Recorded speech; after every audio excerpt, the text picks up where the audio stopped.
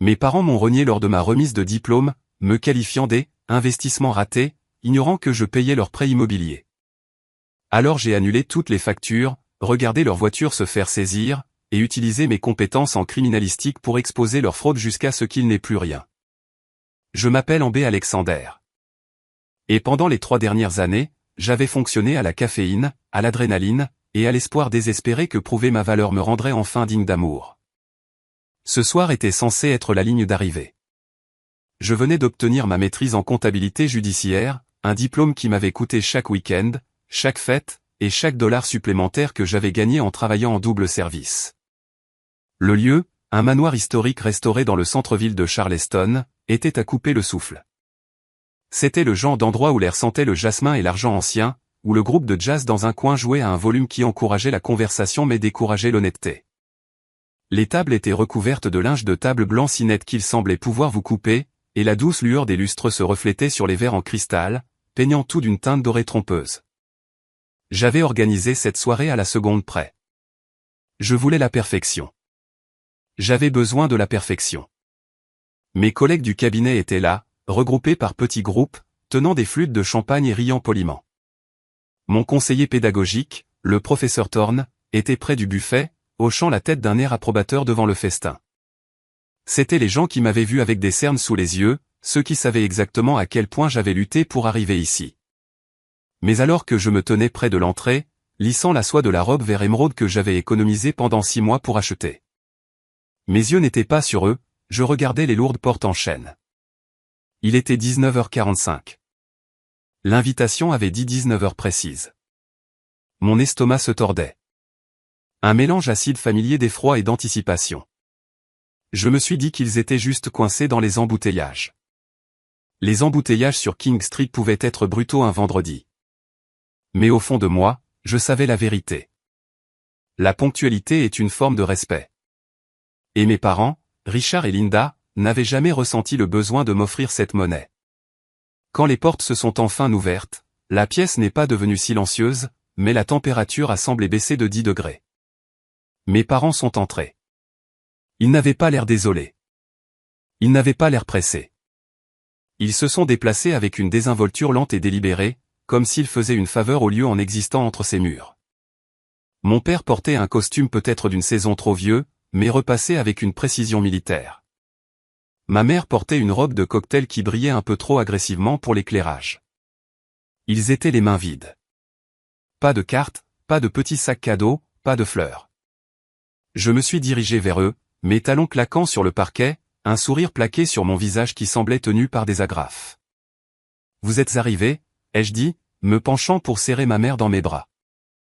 Elle s'est raidie, m'offrant une joue qui ressemblait à du marbre froid. Ses yeux n'ont pas rencontré les miens. Au lieu de cela, ils ont balayé par-dessus mon épaule, scrutant la pièce, évaluant la foule. Elle calculait la valeur nette de la pièce, vérifiant s'il y avait quelqu'un d'assez important pour assister à leur arrivée. Le stationnement était un cauchemar, a dit mon père, ne me regardant pas non plus. Il ajustait ses boutons de manchette. Et cet endroit est difficile à trouver. Un peu prétentieux pour une fête étudiante, n'est-ce pas? C'est une célébration de remise des diplômes, papa, ai-je dit, gardant ma voix égale. Et je ne suis plus étudiante. Avant qu'il ne puisse répondre, les portes se sont rouvertes. Si l'entrée de mes parents avait été un courant d'air froid, cette nouvelle arrivée fut une éruption solaire. Ma sœur Blair est entrée d'un pas léger. Elle avait 2 ans de moins, rayonnante d'une aisance qui ne vient que de n'avoir jamais porté de lourd fardeau dans sa vie. Elle portait une robe de créateur qui, je le savais, coûtait plus cher que ma première voiture. Une robe payée par la carte de crédit que je remboursais discrètement depuis 2 ans. La voilà, s'est exclamée ma mère, sa voix s'animant soudain d'une chaleur que je n'avais pas entendue depuis une décennie. Elle tendit la main vers Blair, l'attirant dans une étreinte sincère et serrée. « Oh, tu es magnifique, ma chérie. Absolument magnifique. N'a-t-elle pas l'air d'une star de cinéma? Richard ?»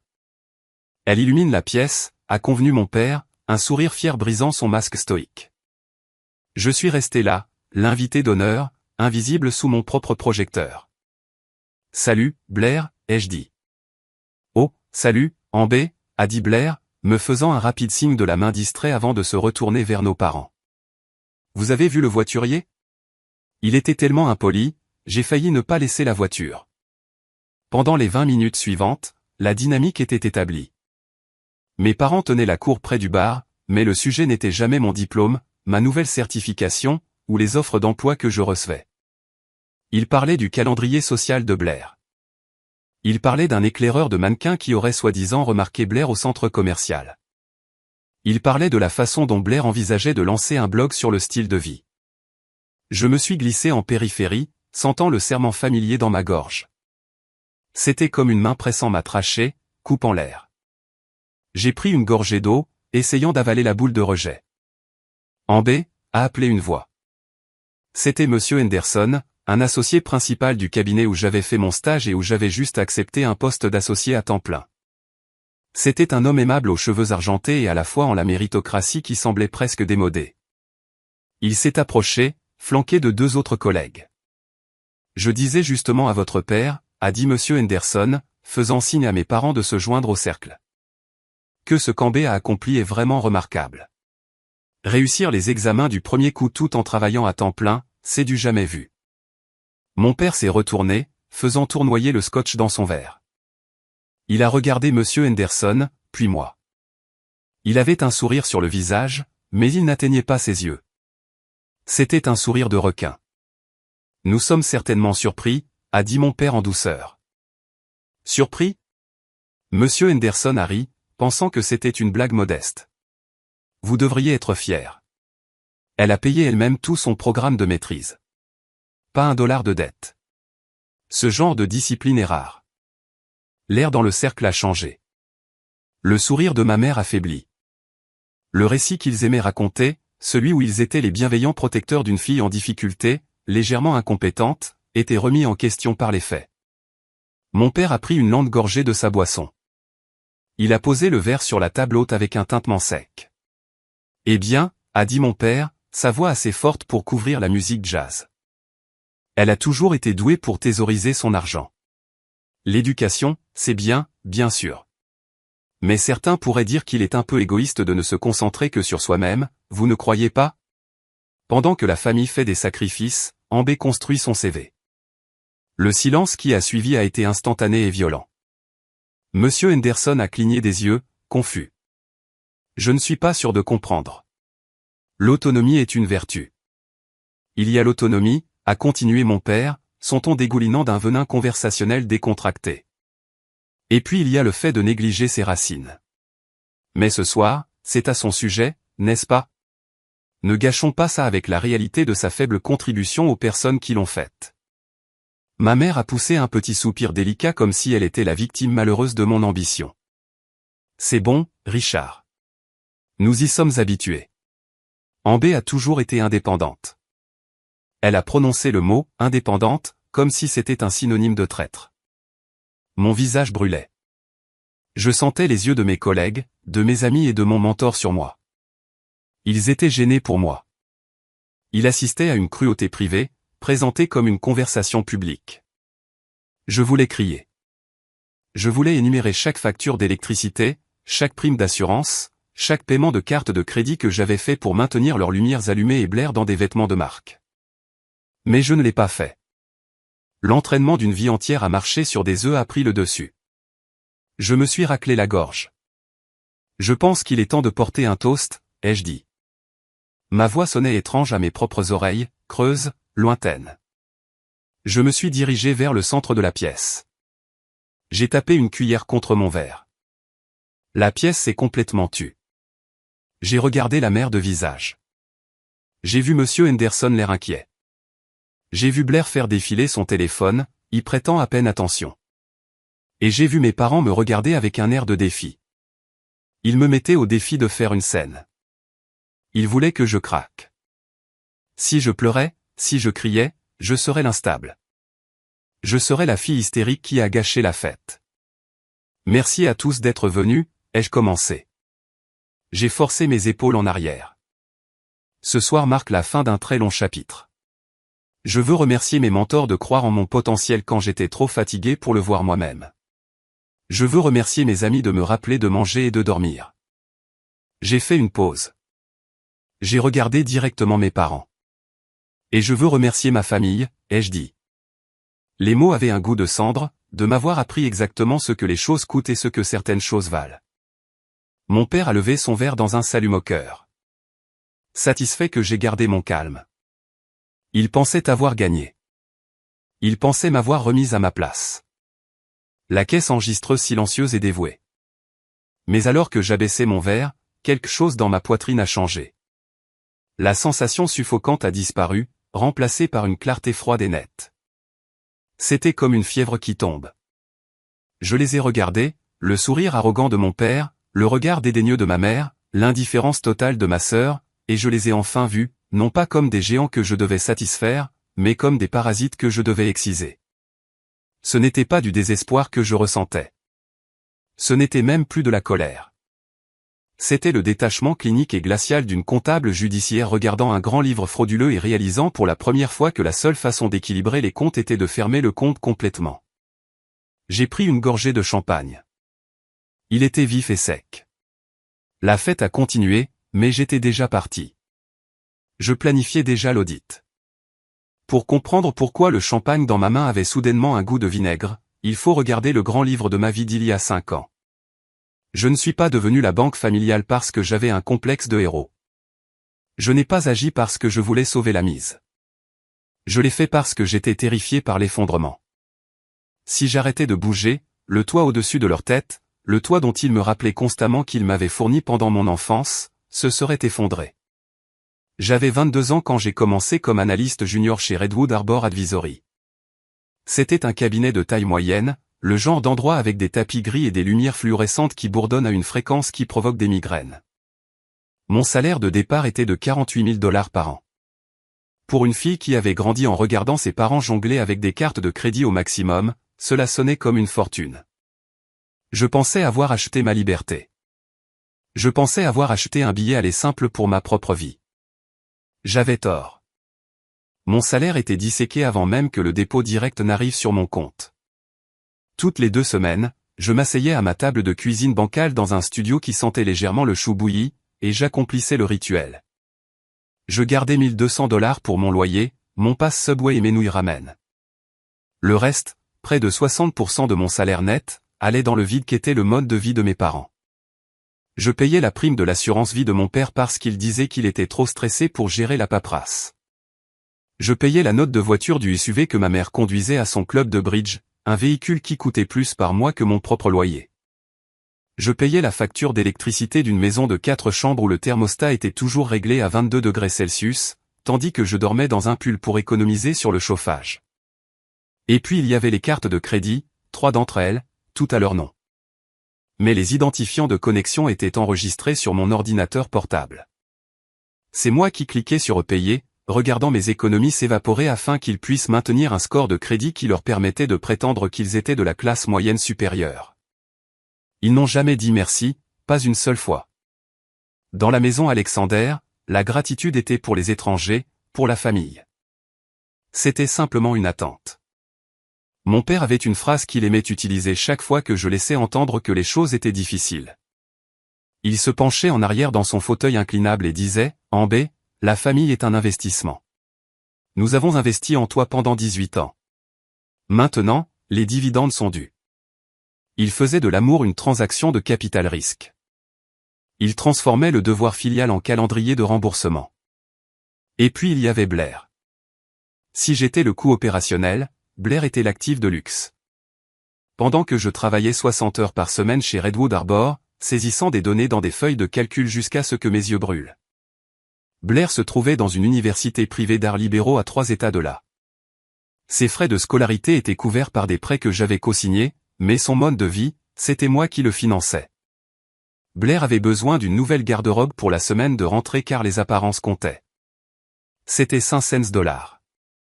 Blair avait besoin d'un vol pour rentrer à la maison un mardi au hasard parce qu'elle avait le mal du pays. C'était 300 $. Blair avait besoin d'aller bruncher avec les filles de sénateurs et de médecins parce que, comme le disait ma mère, le réseautage est tout aussi important que les études. Je me souviens avoir fait défiler Instagram pendant ma pause déjeuner, mangeant un sandwich froid que j'avais préparé à la maison.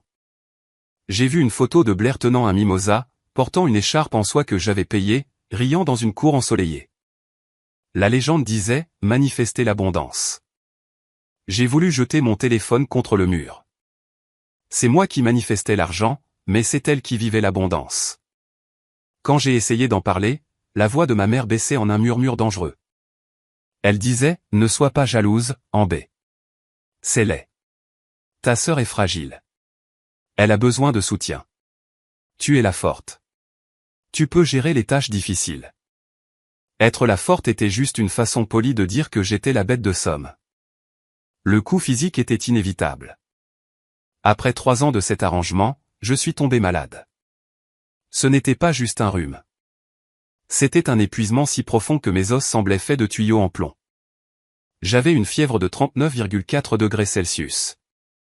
J'ai manqué le travail pour la première fois en 2 ans et je me suis effondré sur mon futon, frissonnant sous 3 couvertures. Mon téléphone a sonné vers midi. C'était ma mère. « Allô » ai-je dit d'une voix rauque, ma gorge semblant recouverte de papier de verre. Ambé, sa voix était aiguë. Urgente. Je suis à la caisse de la pharmacie. La carte a été refusée. Pourquoi la carte a-t-elle été refusée? Elle n'a pas demandé pourquoi j'avais l'impression de mourir. Elle n'a pas demandé si j'allais bien. Maman, ai-je murmuré. Je suis malade. Je crois que j'ai la grippe. Je n'ai pas regardé les comptes aujourd'hui. Eh bien, regarde-les maintenant, a-t-elle claqué. Il y a des gens derrière moi. C'est humiliant. Transfère les fonds de tes économies. Dépêche-toi. Je ne peux pas, ai-je dit, des larmes de frustration brûlantes dans mes yeux. Je ne peux pas accéder à mon ordinateur portable. Je peux à peine me tenir debout. Débrouille-toi, Ambé. Tu nous fais honte. La ligne s'est coupée. Elle avait raccroché à sa fille malade parce que sa crème pour le visage et ses vitamines étaient retenues en otage par une transaction refusée. Je me suis traîné jusqu'à l'ordinateur, la tête qui tournait, et j'ai transféré les 200 derniers dollars que j'avais sur leur compte. J'ai mangé du riz nature pendant les 10 jours suivants. Mais le pire moment, celui qui a vraiment creusé le vide dans ma poitrine, s'est produit il y a 6 mois. J'avais été en retard pour un transfert, juste un jour. Le système bancaire était en maintenance, et le virement pour couvrir les cotisations du club de golf de mon père n'a été effectué que le matin du 2e jour. Ma mère m'a appelé à 6 heures du matin. Elle criait. « Sais-tu ce que tu as fait » a-t-elle hurlé. Ils ont affiché des frais de retard de 35 $. Sais-tu à quoi ça ressemble sur un relevé? Ça ressemble à de la pauvreté. Ça ressemble à de la négligence. C'était une erreur système. Maman, ai-je essayé d'expliquer. Je vais payer les frais. Ce n'est pas une question de frais, a-t-elle crié. C'est une question de principe. Tu es négligente. Tu sabotes l'image de la famille. Nous sacrifions tout pour toi et tu ne peux même pas gérer une simple alerte de calendrier. Je suis resté assise sur le bord de mon lit, écoutant la femme qui m'avait donné naissance réduire mon existence à une alerte de calendrier. Et pourtant, je suis resté. J'ai continué à payer. J'ai continué à signer parce que j'avais cette illusion, ce fantasme brillant et fragile que je polissais chaque nuit avant de m'endormir. Je me disais qu'une fois ma maîtrise terminée, une fois que j'aurais eu la grande promotion, une fois que je serais sur cette scène et que je leur aurais remis un diplôme qui prouverait que j'étais d'élite, alors ils me verraient. Ils cesseraient de me regarder comme une ressource et commenceraient à me regarder comme une fille. Je pensais que la fête de remise des diplômes serait le tournant. Je pensais que l'accomplissement les forcerait à me respecter. J'ai baissé les yeux sur les amuse-gueules intactes sur la nappe blanche. Le souvenir de mon 25e anniversaire m'a envahi. Je l'avais passé seul au bureau à terminer un rapport de conformité. J'avais attendu toute la journée un SMS, un appel, une carte. Rien n'est venu. Mais 2 jours plus tard, j'ai vu une dépense sur la carte de crédit. Restaurant de steak, 400 $. Ils étaient allés dîner pour célébrer l'obtention d'un B+ par Blair à un examen de mi-parcours. Ils avaient célébré à mes frais 2 jours après avoir oublié le jour de ma naissance. J'ai levé les yeux de la table. J'ai regardé mon père, qui riait maintenant bruyamment à quelque chose qu'un serveur avait dit, essayant de projeter l'image d'un patriarche bienveillant.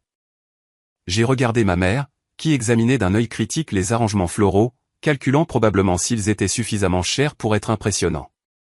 La froide réalisation s'est installée dans mes os, plus lourde que la fatigue, plus piquante que la grippe. Il n'allait jamais changer. Aucune somme d'argent, aucun diplôme, aucune promotion, et aucun sacrifice ne me transformerait en une personne à leurs yeux. Pour eux, j'étais juste une utilité. J'étais l'électricité. J'étais l'eau courante. On ne remercie pas l'interrupteur pour s'être allumé. On ne le maudit que quand il ne fonctionne pas. Et ce soir, les lumières étaient sur le point de s'éteindre. Le souvenir de cet anniversaire oublié s'est estompé, remplacé par la réalité nette et haute définition du moment présent. J'étais de retour dans la salle de bal, debout près d'un pilier, observant une scène qui ressemblait moins à une réunion de famille qu'à une prise de contrôle hostile d'entreprise. Mes parents n'étaient pas seulement arrivés en retard. Ils étaient arrivés avec un programme. Ils se déplaçaient systématiquement dans la pièce, interceptant mes collègues et mentors. Non pas pour se présenter comme mes parents, mais pour se présenter comme les agents de Blair. J'ai regardé ma mère acculer Julian, un associé principal du cabinet qui avait spécifiquement demandé à assister parce qu'il voyait du potentiel dans mon travail de thèse. Julian était un homme de peu de mots, poli mais sérieux. Ma mère, cependant, remplissait le silence avec un mur de son. Elle avait la main posée de manière possessive sur l'épaule de Blair, la présentant comme une débutante lors d'une vente aux enchères de bétail. Je me suis rapproché, serrant mon verre d'eau comme un bouclier, ayant besoin d'entendre les dégâts qu'ils infligeaient. Oh, la comptabilité judiciaire est fascinante, j'en suis sûr, disait ma mère, son ton suggérant que c'était aussi fascinant que de regarder de la peinture séchée. Mais vous savez, Blair est sur le point de faire quelque chose de vraiment révolutionnaire. Elle est actuellement en discussion, des discussions approfondies en fait, avec un grand conglomérat de la mode à Milan. Ils la veulent pour un rôle d'ambassadrice de marque mondiale. J'ai figé. Blair avait passé les 3 derniers mois à regarder la télé-réalité sur son ordinateur portable et à retourner des vêtements qu'elle avait portés une fois pour des photos Instagram. Il n'y avait pas de conglomérat. Il n'y avait pas de Milan. La seule chose dont elle était ambassadrice était la dette. Julian avait l'air poli mais confus. Est-ce vrai? Cela semble ambitieux. C'est plus qu'ambitieux, a ajouté mon père, entrant dans le cercle et bloquant ma vue sur Julian. C'est visionnaire. Blair a toujours été l'âme créative de la famille, l'artiste. Amber est l'ouvrière, bien sûr, très diligente. Mais Blair, elle a l'étincelle. L'insulte était précise. C'était une frappe chirurgicale déguisée en compliment. Ouvrière, cela impliquait que j'étais sans esprit, une drone, tandis que Blair était la reine. Mon amie Sarah, qui me connaissait depuis mes études de premier cycle et savait exactement d'où venait chaque dollar de mes frais de scolarité, se tenait à proximité. J'ai vu sa mâchoire se serrer. Sarah n'était pas comme moi. Elle n'avait pas une vie de conditionnement qui lui disait de maintenir la paix à tout prix. Elle s'est avancée, ses talons claquant sèchement sur le sol, coupant le brouillard de la fabrication de mes parents. C'est merveilleux pour Blair, a dit Sarah, sa voix doucereuse, mais avec un cœur d'acier. Mais je pense que nous nous éloignons un peu. Ce soir, c'est à propos d'Amber. Elle vient d'obtenir une maîtrise en sciences tout en travaillant à temps plein dans un cabinet de premier ordre. C'est le titre principal de ce soir, n'est-ce pas? L'air à proximité immédiate a semblé disparaître. Le sourire de ma mère s'est figé, un défaut dans son masque parfaitement conçu. Elle a regardé Sarah avec un mélange de choc et de dédain, comme si le mobilier s'était soudainement mis à parler. Mon père, cependant, n'a pas manqué un battement. Il a tourné son regard froid et lourd sur Sarah, puis l'a balayé avec dédain vers moi. Il a ri, un son court et sec qui a fait l'effet de papier de verre sur la peau.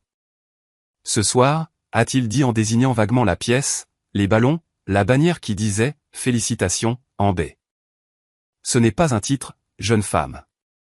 C'est une performance. Amber aime le spectacle. Elle a toujours eu besoin d'un peu de validation. Elle appelle ça une fête de remise des diplômes. Nous appelons ça se vanter. La cruauté de la phrase planait dans l'air. Ce n'était pas seulement une insulte. C'était une réécriture de la réalité. Il prenait mon accomplissement, ma survie, et le transformait en vanité. J'ai regardé autour du cercle. Les sourires polis sur les visages de mes collègues avaient disparu. Ils se déplaçaient, regardant leurs chaussures, regardant le plafond. Il assistait à quelque chose de privé et de laid, une dynamique qui aurait dû être cachée derrière des portes closes, mais qui se répandait sur les nappes blanches. Il réalisait que l'ouvrière n'était pas seulement diligente, elle était assiégée. Et puis j'ai vu Blair. Elle n'était pas gênée. Elle n'essayait pas de les corriger. Elle était là, sirotant un verre de vin que j'avais payé, un petit sourire secret jouant sur ses lèvres. Elle appréciait ça.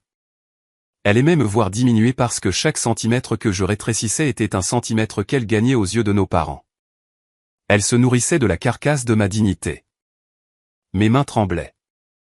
J'ai posé le verre d'eau sur un plateau qui passait parce que j'avais peur de l'écraser.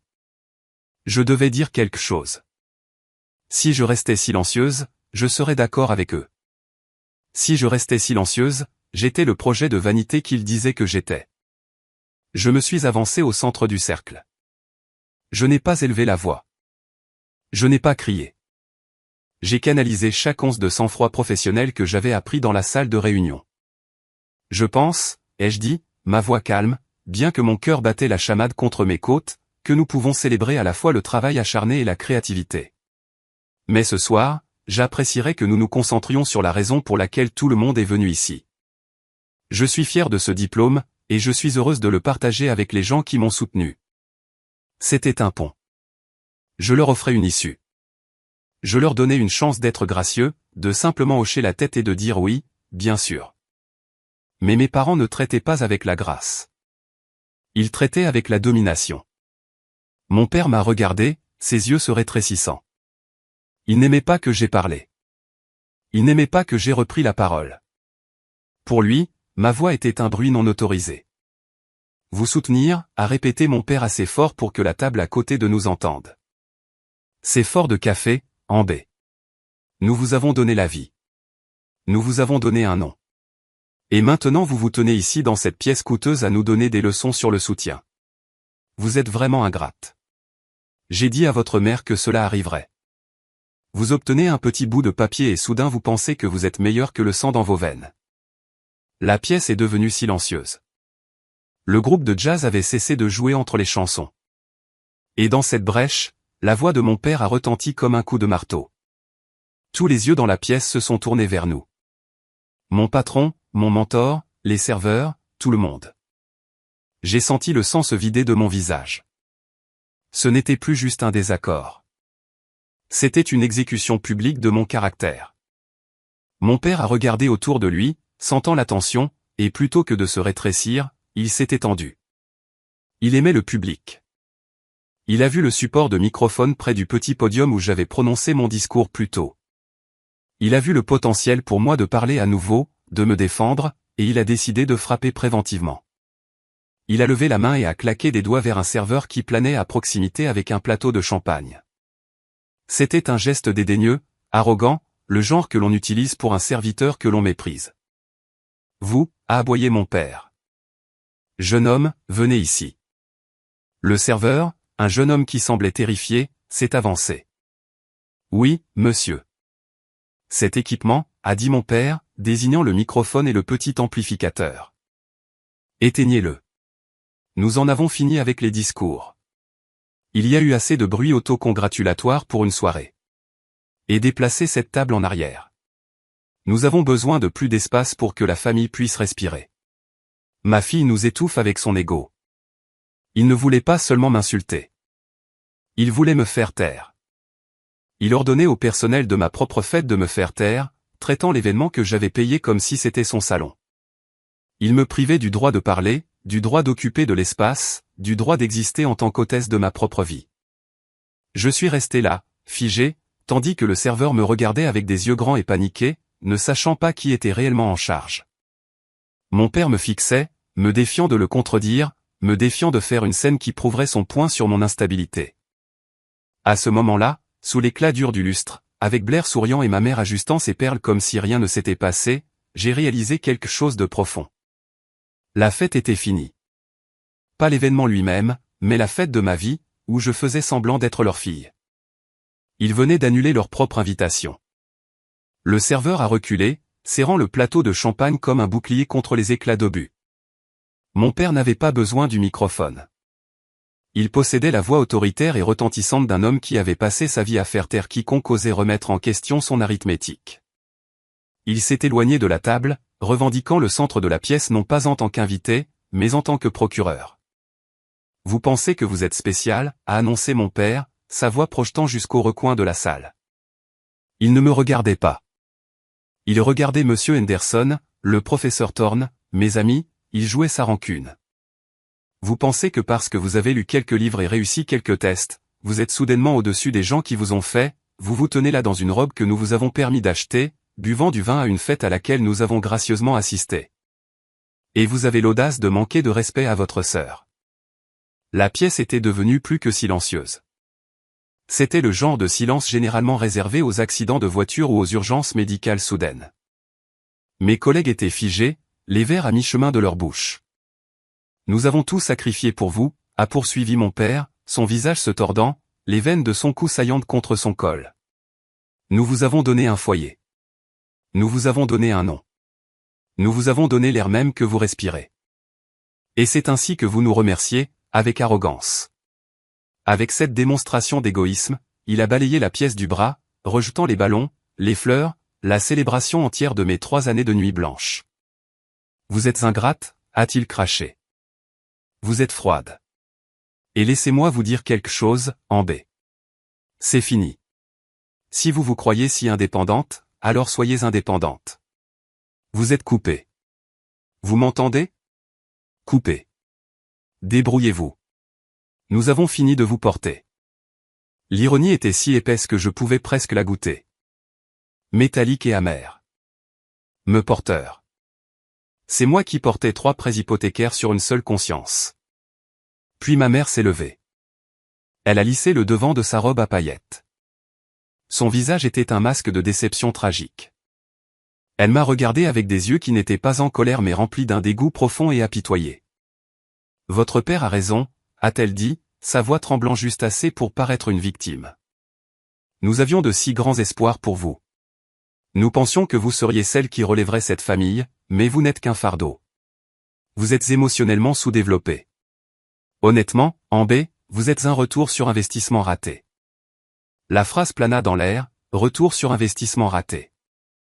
C'était un terme de mon monde, un terme de la finance, mais utilisé ici par une mère à sa fille dans une pièce pleine de monde. C'était un acte de violence. J'ai entendu un halètement de Sarah. J'ai vu la bouche de Monsieur Henderson s'ouvrir légèrement.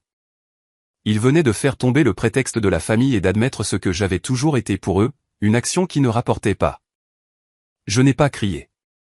Je n'ai pas pleuré il y a 1 an, peut-être même il y a 1 heure. Cette phrase m'aurait brisé. Mais maintenant, elle ne faisait que confirmer les données. J'ai fait un pas en avant. Mon rythme cardiaque était lent, régulier, un métronome marquant la fin du monde.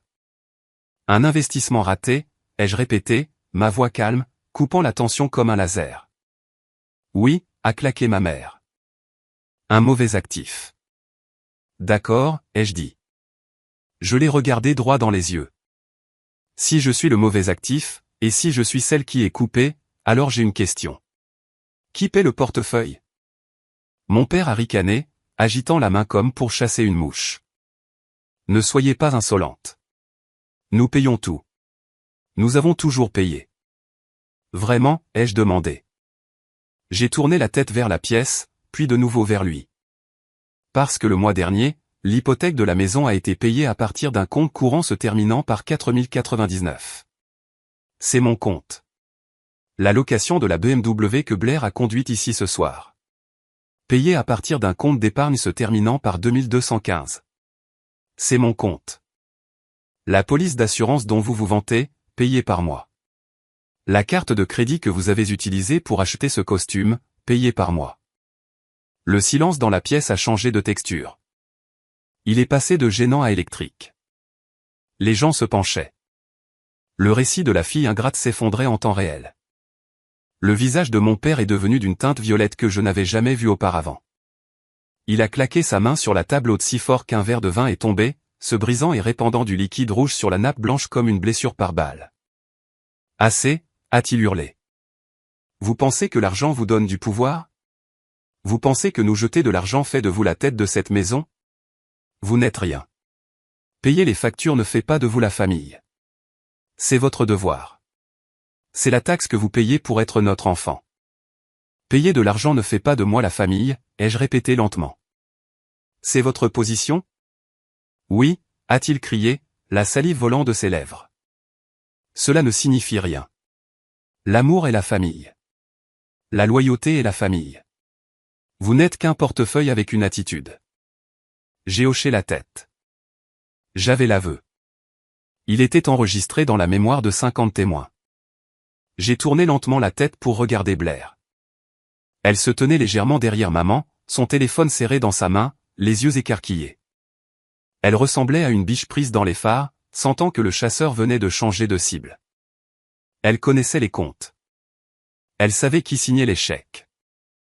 Elle savait exactement à quel point son fantasme de Milan était fragile. Eh bien alors, ai-je dit, ma voix baissant d'une octave. Mortellement sérieuse. Si payer ne fait pas de moi la famille et si vous me privez de l'honneur d'être votre fille, alors j'accepte vos conditions. J'ai regardé mon père, puis ma mère et enfin j'ai posé mon regard sur ma sœur. Que la fille dont vous êtes réellement fière paie le mode de vie que vous ne pouvez pas vous permettre. La phrase a atterri avec la force d'un coup physique. Blair a tressailli. Ma mère a même reculé, sa main s'envolant à sa bouche. Pendant 3 secondes, personne n'a respiré. Puis les murmures ont commencé. Cela a commencé par un faible bourdonnement et a déferlé en une vague. Attendez, elle paie pour tout. La sœur ne travaille pas. Il vient de dire qu'elle était un portefeuille. Oh mon Dieu, ce sont des escrocs. Mon père a regardé autour de lui, réalisant qu'il avait perdu le contrôle de la pièce. Il avait perdu le récit. La honte qu'il avait essayé de peindre sur moi lui retombait dessus. Il n'était plus le patriarche. C'était un homme qui venait d'être exposé comme indépendant. Son humiliation a muté instantanément en rage. Une rage pure, incandescente, destructrice. Il a pointé un doigt tremblant vers la porte. Dehors, a-t-il hurlé. Sa voix s'est brisée. Dehors d'ici. C'est fini. Vous êtes morte pour nous. Je n'ai pas de fille. Vous m'entendez? Je n'ai pas de fille. Richard, a sifflé ma mère, essayant de lui attraper le bras, réalisant qu'il allait trop loin. Mais il l'a repoussé. Allez, a-t-il hurlé. Prenez votre argent et allez en enfer. Je l'ai regardé une dernière fois. Je n'ai pas vu un père. Je n'ai pas vu d'autorité. J'ai vu un petit homme en colère debout à côté d'un verre de vin brisé, se noyant dans un gâchis de sa propre création. Au revoir, Richard. Au revoir, Linda, ai-je dit. Je ne les ai pas appelés maman et papa. Je leur ai tourné le dos.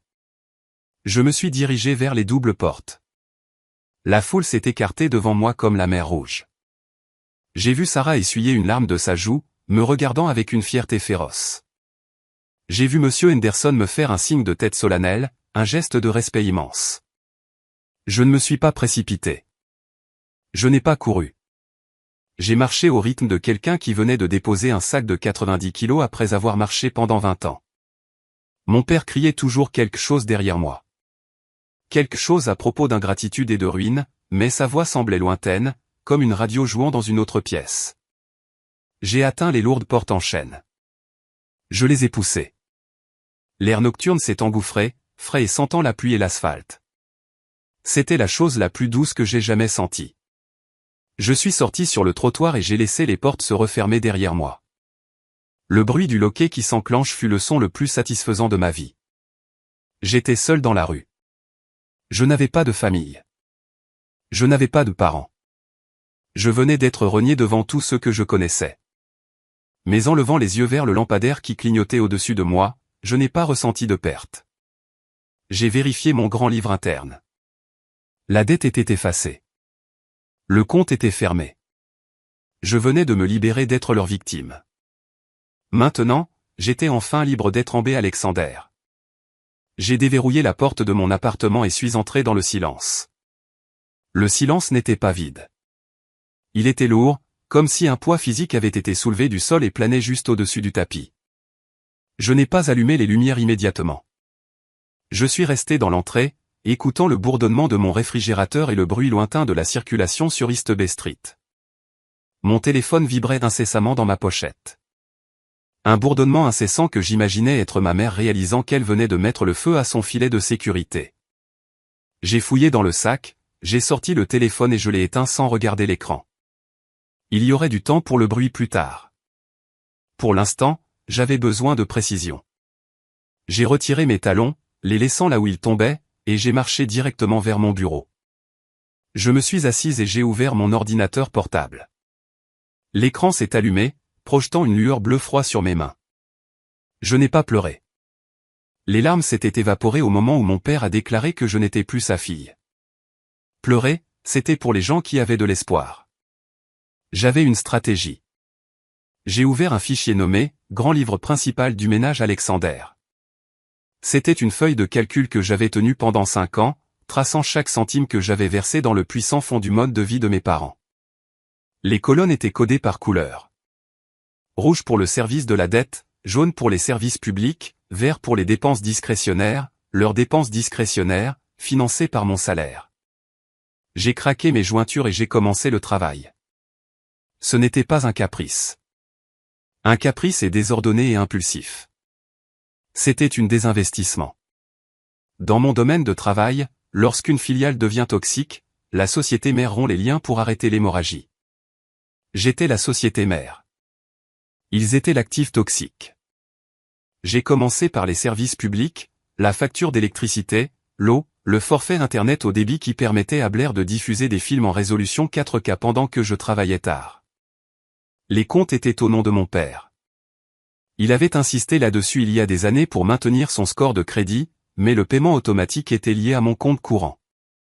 Je me suis connecté au portail de la compagnie d'électricité. J'ai navigué vers la section de facturation. Mon curseur a plané au-dessus du bouton « Supprimer le mode de paiement ». Je n'ai pas hésité. Clic. J'ai fait de même pour l'eau. Clic. Puis pour Internet. Clic. Je n'éteignais pas leur lumière. Je leur rendais simplement la responsabilité de les garder allumés. S'ils voulaient être les chefs de famille, ils pouvaient payer le privilège. Ensuite, l'assurance. C'était la grande. Mes parents conduisaient 2 voitures et Blair en conduisait une 3e. Les primes étaient astronomiques parce que Blair avait le pied lourd et 2 contraventions pour excès de vitesse que j'avais payées. Je me suis connecté au tableau de bord du fournisseur d'assurance. J'ai vu le paiement à venir prévu pour le 15, $480. J'ai annulé le transfert programmé. Puis j'ai complètement supprimé mon numéro de routage du système. J'ai tapé un formulaire de notification standard dans le portail indiquant que je n'étais plus le payeur autorisé pour cette police et que toutes les factures futures devaient être adressées à l'adresse email du titulaire de la police figurant au dossier. J'ai pris une capture d'écran du message de confirmation, l'ai enregistré dans un dossier « Preuve ». Je suis passé aux cartes de crédit. C'était plus délicat. J'étais une utilisatrice autorisée sur leur carte, que je payais, et ils étaient des utilisateurs autorisés sur l'une des miennes, que je payais également. C'était un inceste financier conçu pour me piéger. D'abord, je me suis connecté à mon propre portail de carte de crédit, celui avec la limite élevée que ma mère utilisait pour les urgences comme les sacs à main de créateurs et les journées au spa. Je suis allé à l'onglet des utilisateurs autorisés. J'ai vu son nom, Linda Alexander. Statut actif. J'ai cliqué sur « Supprimer l'utilisateur ». Le système m'a demandé de confirmer. Êtes-vous sûr ? Cette carte sera désactivée immédiatement. J'ai cliqué sur « Oui ». Quelque part en Caroline du Sud, un morceau de plastique dans le portefeuille de ma mère venait de se transformer en une raclette sans valeur. Puis j'ai géré les cartes à leur nom. Je ne pouvais pas fermer leur compte, mais je pouvais arrêter de les financer. Je suis allé au centre de paiement pour Visa et American Express. J'ai supprimé mes coordonnées bancaires. J'ai désactivé la fonction de paiement automatique du solde complet qui avait maintenu leur score de crédit dans les 7 cents pendant des années. J'ai vérifié l'heure. Il était 23h15. Je n'avais pas fini. Le réalisme procédural impliquait de couvrir mes traces afin qu'ils ne puissent pas invoquer la négligence ou le vol. J'ai ouvert mon client de messagerie et j'ai rédigé une série de lettres formelles aux fournisseurs de services que je venais de déconnecter. Acquis de droit. Veuillez noter qu'avec effet immédiat. Je, Ambé Alexander, révoque toute autorisation de prélèvement automatique pour mes comptes se terminant par 4099 et 2215 pour les numéros de service ci-joints. Je ne suis plus financièrement responsable de ces comptes. Veuillez adresser toutes les futures factures aux titulaires de comptes figurant sur le contrat. J'ai envoyé les emails aux compagnies d'électricité, aux courtiers en assurance, à l'agence de location de voitures et aux émetteurs de cartes de crédit. J'ai mis en CCI mon espace de stockage cloud sécurisé personnel sur chaque email. Puis je les ai imprimés au format PDF. Je les ai organisés dans un dossier numérique intitulé « Rupture ». Je me suis appuyé un instant, regardant le curseur clignoter. Il y avait un dernier détail en suspens. Les services de streaming, les abonnements primes pour les achats en ligne, les applications de livraison de nourriture. Mes parents et Blair utilisaient mes identifiants pour tout parce qu'ils ne voulaient pas payer les frais d'abonnement mensuels. J'ai parcouru la liste. Netflix, Hulu, Amazon, Spotify, Uber Eats, changer le mot de passe, se déconnecter de tous les appareils. C'était mesquin peut-être, mais la mesquinerie n'est que de l'attention aux détails quand on est en colère. J'ai imaginé Blair essayant de commander un smoothie tard dans la nuit demain et réalisant qu'elle avait été déconnectée. J'ai imaginé mon père essayant de regarder son drame historique préféré et fixant un écran de connexion qu'il ne pouvait pas contourner. Ce n'était pas une question de $12 par mois. C'était une question d'accès. Ils avaient perdu l'accès à moi, alors ils avaient perdu l'accès à mon monde. Finalement, j'ai pris mon téléphone. Je l'ai rallumé. Il a explosé de notifications. 37 appels manqués, 14 messages vocaux, 62 SMS. Je ne les ai pas lus. Je n'ai pas écouté les messages vocaux. Je savais ce qu'ils disaient. Ils iraient de « Comment avez-vous pu » à « Nous devons parler » à « Vous êtes ingrate » à « S'il vous plaît, décrochez. J'ai sélectionné toutes les conversations, maman, papa, Blair, et j'ai mis en sourdine. Je ne les ai pas bloquées. Pas encore. J'avais besoin qu'ils voient que je recevais les messages et que je choisissais de ne pas répondre. C'était un coup de force. J'ai ouvert un nouveau fil de discussion adressé à tous les trois. J'ai tapé lentement, m'assurant que chaque mot était délibéré. Selon votre déclaration de ce soir, je ne suis plus de la famille. Par conséquent, je ne suis plus la banquière de la famille. Tous les paiements automatiques et virements directs ont été annulés avec effet immédiat. Ne venez pas à mon appartement. Ne venez pas à mon bureau à partir de maintenant. Toute communication doit être écrite par email. C'est ma limite. Respectez-la. J'ai appuyé sur « Envoyer ». J'ai vu le statut « Livré » apparaître. J'ai posé le téléphone face contre terre sur le bureau. J'ai regardé l'horloge numérique dans le coin de l'écran de mon ordinateur portable. Il était presque minuit. La fête de remise des diplômes était encore techniquement en cours à l'autre bout de la ville. Ou peut-être avait-elle sombré dans le chaos. Je m'en fichais. J'ai ressenti une étrange sensation dans ma poitrine. J'ai attendu que la panique s'installe. J'ai attendu la culpabilité, cette vieille amie familière qui vivait dans mes tripes depuis l'âge de 16 ans. Mais elle n'est pas venue. Au lieu de cela, je me suis senti légère. C'était la sensation d'une plongeuse qui avait retenu son souffle pendant 20 ans, brisant enfin la surface. L'air était rare et l'eau était froide. Mais pour la première fois de ma vie, je ne me noyais pas. Je nageais. J'ai fermé l'ordinateur portable. La lumière bleue a disparu, plongeant la pièce dans l'obscurité. Je suis resté assise dans le noir, écoutant le silence, et ça sonnait comme une victoire. Demain, il me traiterait de monstre. Demain, il déclarerait la guerre, mais ce soir, j'ai dormi avec la paix d'une femme qui avait enfin équilibré les comptes. Le soleil avait à peine percé sur le port de Charleston quand les retombées numériques ont commencé. Je me suis réveillé non pas au son des oiseaux, mais au bourdonnement incessant de mon téléphone dansé sur la table de chevet. Il était 7 heures du matin. D'habitude, c'était le moment où je consultais les emails du cabinet ou révisais ma liste de choses à faire pour la journée. Aujourd'hui, je regardais l'infrastructure de la vie de mes parents s'effondrer en temps réel à travers une série de notifications push. Paiement refusé. Paiement Netflix refusé. Paiement Dominion Énergie refusé. Mise à jour urgente AT Wireless du mode de paiement pour Spotify Premium. C'était une cascade de drapeaux rouges.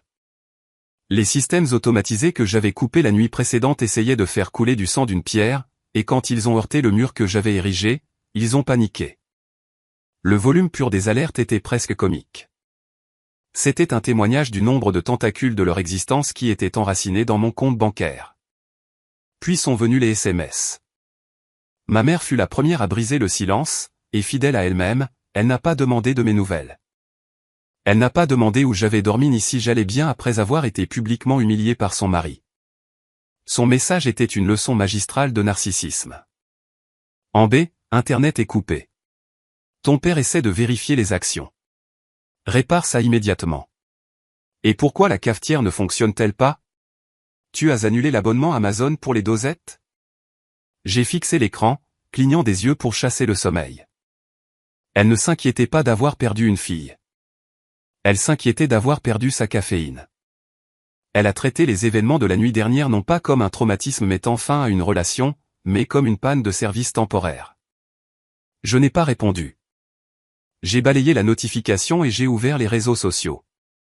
C'est là que la vraie guerre se déroulait. Blair avait été occupée pendant que je dormais du sommeil des justes. Ma sœur avait élaboré un récit. Elle avait posté une photo sur Instagram et Facebook, une image en noir et blanc d'elle tenant la main de notre mère, l'air désemparé. La légende était une œuvre de fiction qui aurait impressionné un professeur d'écriture créative. Le cœur brisé ne suffit même pas à décrire cela, a-t-elle écrit. Pensez que l'avarice peut déchirer une famille. Ma sœur, que nous avons soutenue et aimée pendant des années, nous a quittés hier soir parce qu'elle pense qu'elle est trop bien pour nous maintenant qu'elle a un diplôme chic. Abandonner nos parents quand ils ont le plus besoin de leur famille est une nouvelle bassesse. L'argent change les gens et malheureusement, il a transformé ma sœur en une étrangère. Veuillez garder notre famille dans vos prières alors que nous naviguons dans cette trahison. C'était intelligent. C'était manipulateur. Cela jouait sur tous les clichés de l'enfant ingrat quittant le nid et crachant par terre derrière elle. Les commentaires affluaient déjà de son cercle d'influenceurs et d'amis de lycée. Oh mon Dieu, Blair, je suis tellement désolé. C'est horrible. Certaines personnes n'ont pas de cœur. J'envoie de l'amour à ta maman et ton papa. Ils ne méritent pas ça. J'ai senti une pointe de chaleur dans ma poitrine. L'envie de taper, de crier, de poster les relevés bancaires directement dans la section des commentaires, mais je me suis arrêté. Je me suis souvenu de la formation de mon travail. On ne discute pas avec un fraudeur dans le hall d'entrée. On présente les preuves dans l'audit. J'ai rafraîchi la page et là, je l'ai vu. Le récit a commencé à se fissurer. Mes collègues n'étaient pas seulement des comptables. C'étaient des auditeurs judiciaires. C'étaient des gens dont toute la carrière était basée sur la détection des incohérences et la vérification des faits. Ils avaient été à la fête. Ils avaient entendu les discours et, contrairement à la clique de Blair, ils n'avaient aucune loyauté envers le mensonge. Sarah, mon amie et collègue, qui m'avait soutenu lorsque j'étais parti, avait commenté, elle n'a pas écrit de paragraphe.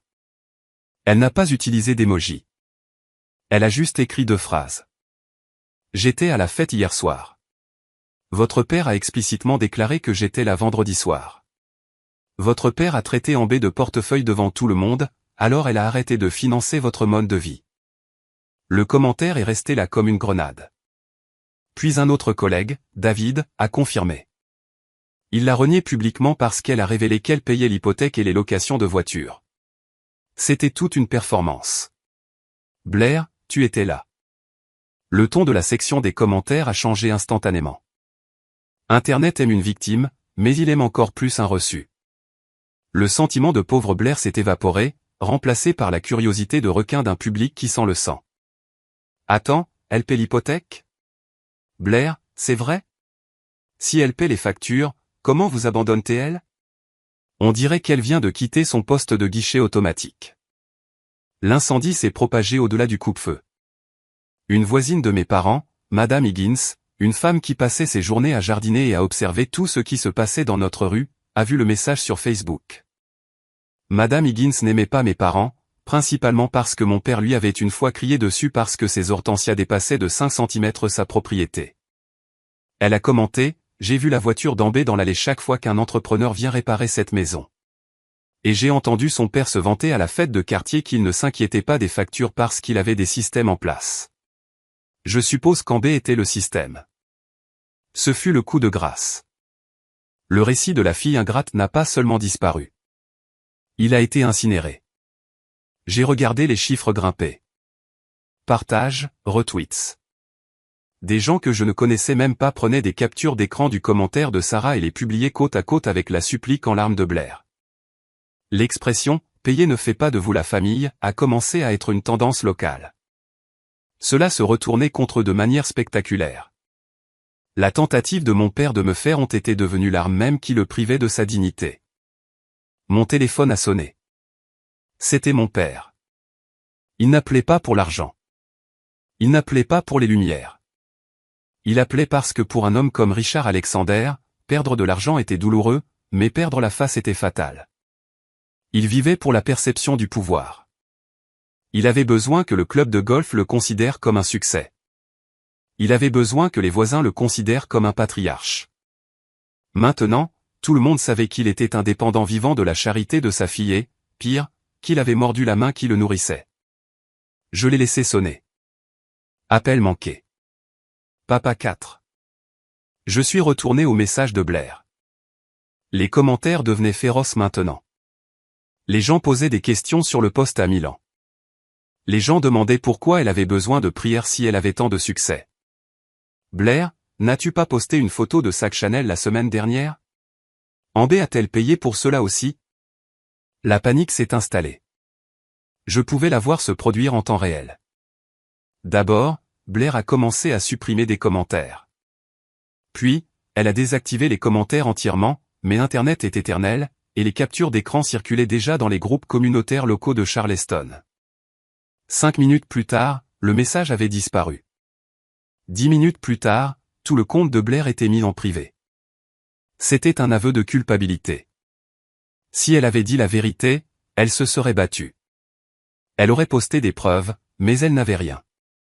Elle avait essayé de déclencher une guerre sur les réseaux sociaux avec une comptable judiciaire, oubliant que toutes mes compétences étaient basées sur la documentation et la vérification. Je me suis assise sur ma chaise, sirotant mon café, que j'avais payé, dans un appartement que je payais, et j'ai regardé le chaos s'installer dans une humiliation rampante pour eux. Je n'ai pas tapé un seul mot, ai-je dit. Je n'ai pas aimé un seul commentaire.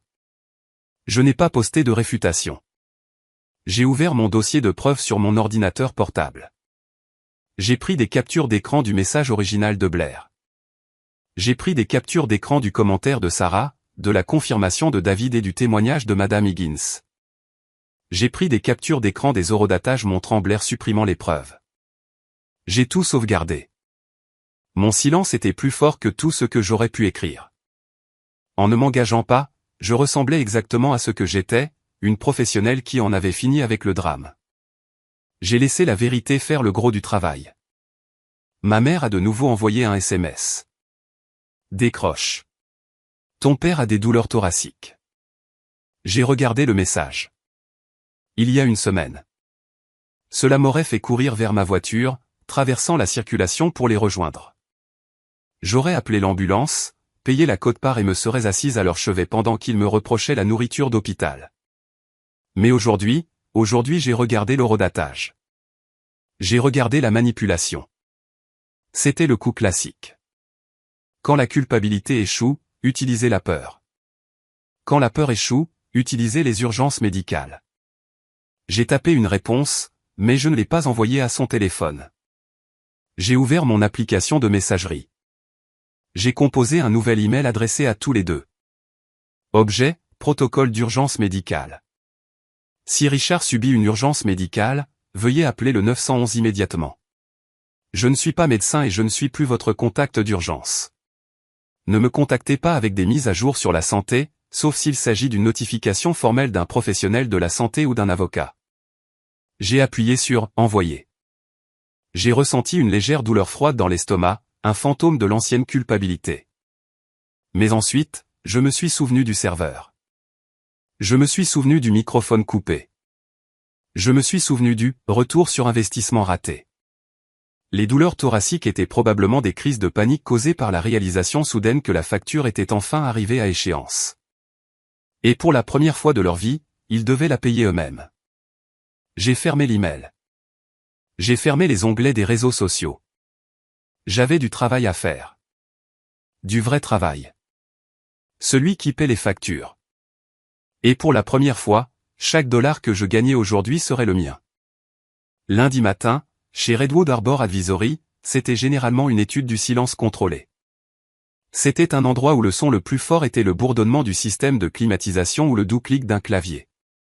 Je suis entré par les portes vitrées tournantes à 8h30. Serrant ma mallette et un café que j'avais acheté au chariot du coin. Je me sentais blindé.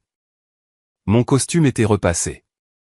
Mes emails étaient organisés et pour la première fois depuis des années, mon compte bancaire était uniquement sous mon contrôle. Je pensais que le champ de bataille était derrière moi, laissé dans les sections de commentaires chaotiques du week-end ou la boîte vocale que je n'avais pas consultée. J'avais tort.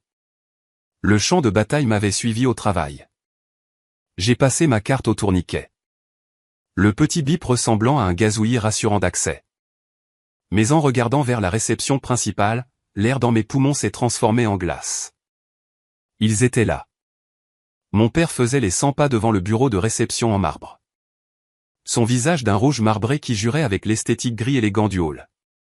Ma mère était assise sur l'un des canapés de la salle d'attente, tapotant ses yeux avec un mouchoir, jouant une performance de chagrin assez forte pour être entendue par les gardes de sécurité, mais assez silencieuse pour paraître pathétique plutôt qu'agressive. J'ai figé.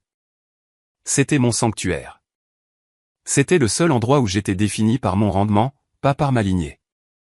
Vous ne pouvez pas monter là-haut sans rendez-vous, disait la réceptionniste. Une jeune femme nommée Chloé disait. Sa voix était tendue. Je n'ai pas besoin de rendez-vous, a crié mon père. Le son a résonné sur les hauts plafonds, faisant s'arrêter et se retourner 3 analystes près des ascenseurs. Je suis son père. Elle ruine cette famille. J'exige de la voir. Il m'a aperçu. Pendant une seconde, il a semblé soulagé, comme si me voir signifiait que le guichet automatique était de nouveau en ligne. Mais ensuite la rage a pris le dessus. Il a foncé vers les tourniquets, me pointant du doigt à travers la barrière de verre. Vous, a-t-il crié. Vous pensez que vous pouvez simplement envoyer un email? Vous pensez que vous pouvez simplement nous couper comme si nous étions un service d'abonnement? Ma mère s'est levée en hurlant. En B, comment avez-vous pu? Les voisins parlent. Internet est coupé. Nous n'avons aucun moyen de payer les factures.